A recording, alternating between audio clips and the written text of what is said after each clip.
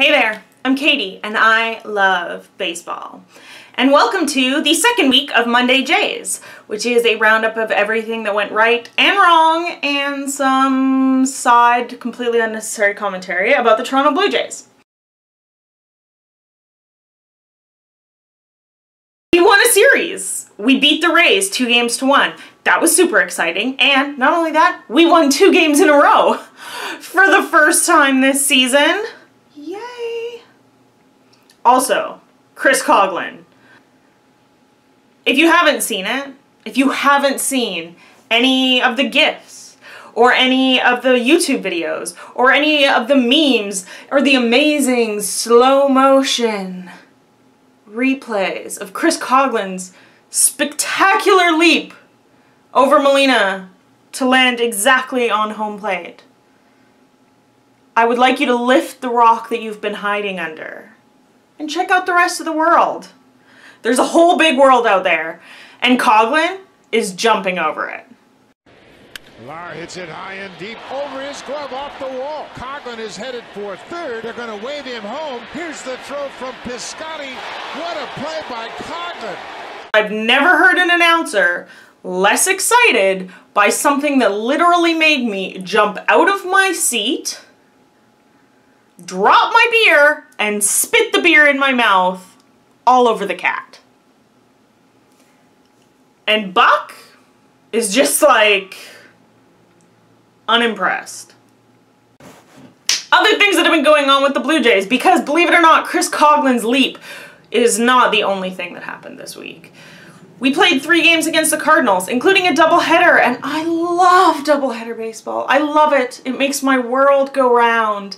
You have an hour, a half hour in between to make yourself some more food and get back on the couch, and it's spectacular and fantastic unless your team sucks the big one for both games. So that sucked.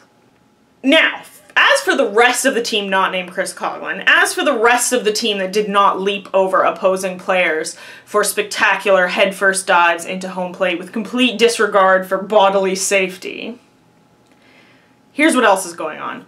Ryan Tepera is killing it out of the pen. Ryan Tepera we saw last year a little bit. Nobody was really too sure about him. In the offseason, he endeared himself to Jays fans by eating ketchup chips and adding the letter U to several words. Ryan Tepera has been killing it, which is good because Sanchez was back and then he threw 13 pitches and was not back anymore. Sanchez came off the disabled list and had the start against the Rays.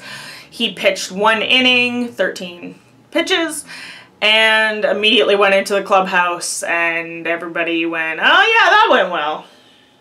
It appears from close-ups of images on the field that his finger was bleeding and that the nail was falling off, so I haven't seen, as of right now, and it is early Monday morning, I have not seen anything about if he's going back on the DL, what happened to his finger, etc. But the Blue Jays did manage to get 8 innings out of their bullpen, which for this bullpen is a miracle. We also got 3 amazing innings out of Ryan Tepera, who I think looks really good, and I'm really happy to have him in the bullpen. He is one of the guys coming out where I don't go, oh my god, do I have more beer in the fridge? Or do I have time at the commercial break to run down the road to the liquor store? Because this could get ugly. And I hate to say it, but right now, Jason Grilly is a run down to the liquor store kind of a guy. In terms of roster moves this week, we got rid of Jared Saltalamacchia, the backup catcher whose batting average was actually .040. Not even kidding. He was the worst on the team with that by a good 90 points. But the problem is we got him as a bat first, defense second catcher, and he was bad at both. He couldn't throw at anyone. I think, and I might be wrong, every single player who attempted to steal against him succeeded. It was a hot mess. He was a mess behind the plate. He was a mess at the plate. It was no good. And he's gone. We got a new guy whose name is somewhere in my mind that I can't think of right now. So we'll see what's going to happen. A lot of people have been saying, who's next? There's some talk about sending Travis down. And when I say talk about, I mean mostly fans and bloggers talking about it. So far, the line coming from Sportsnet is that all of those broadcasters don't think, and all of those writers don't think that Travis should be sent down to AAA Buffalo, that he's doing really well and he's a really good big league hitter who's just not hitting very well. Travis is our second baseman. His batting average right now is 130. For all this, he's a big league hitter. He's played parts of 2 seasons. He has not played a full season due to injuries.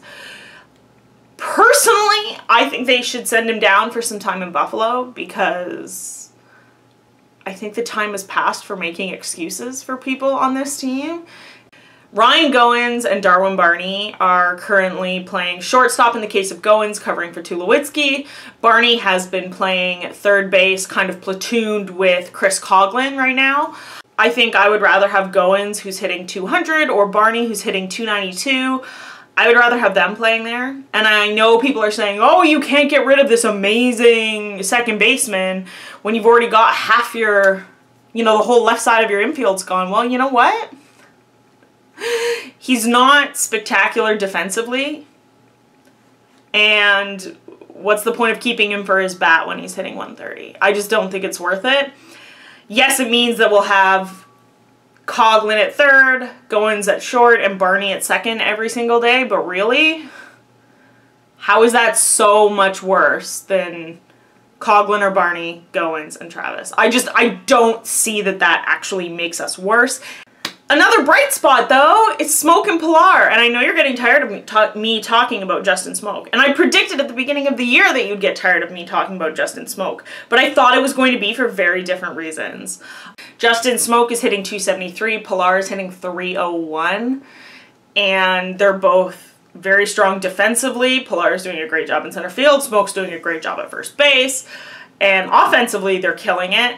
We start out a series with the Yankees later today, hopefully after this has been posted. But it'll be interesting to see. We are the major underdogs going up against the Yankees, and it could be an ugly few days. Let's be honest.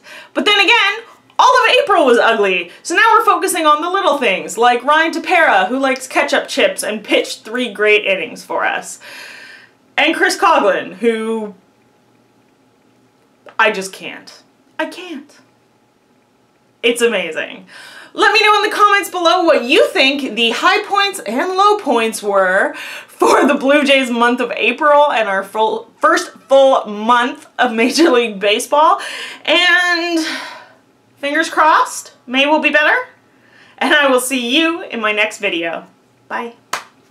I tried to work out a joke of like, where there's Smoak, there's Pilar, because right now these 2 guys are killing it. But I don't know, where there's Smoak, there's Pilar. Is that bad?